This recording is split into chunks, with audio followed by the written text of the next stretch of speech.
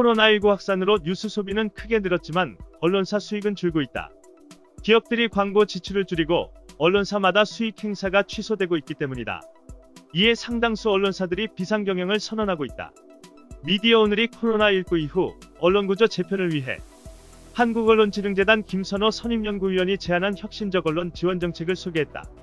김선호 위원은 최근 나온 미디어 정책 리포트에서 디지털 유료 구독과 후원 모델의 한계를 지적하며 미디어 바우처를 저널리즘을 위한 공적 지원 제도로 제안했다. 이는 정부가 시민들에게 일정 액수의 바우처를 배분하고 시민은 자신이 원하는 언론사에 기부하는 제도다.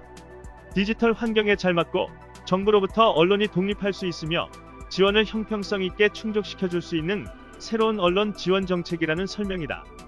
현재 우리나라의 경우 미디어 바우처에 투입될 수 있는 가용 예산으로 언론진흥기금, 정부 광고 수익금, 방송통신발전기금 등이 있다.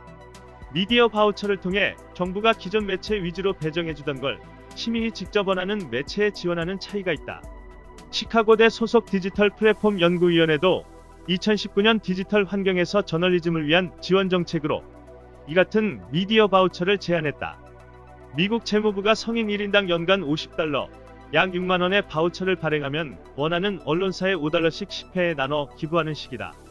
바우처를 받을 수 있는 언론사는 1인 이상 정규직 언론인을 고용해야 하고 공적 관심의 뉴스를 생산하며 투명한 경영 공시와 윤리강령 준수라는 자격 요건을 충족해야 한다.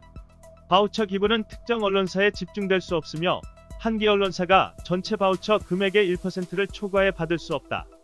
할당받았지만 기부하지 않아 남은 바우처의 경우 다른 시민들이 기부한 바우처 비율에 맞춰 일괄 재분배할 수 있다. 바우처 기부자는 익명 처리된다. 이 같은 시나리오로 뉴욕타임스가 1%의 바우처 기부를 받으면 뉴욕타임스가 고용한 언론인 1,700명 중 1,000명의 인건비를 충당할 수 있다는 설명이다.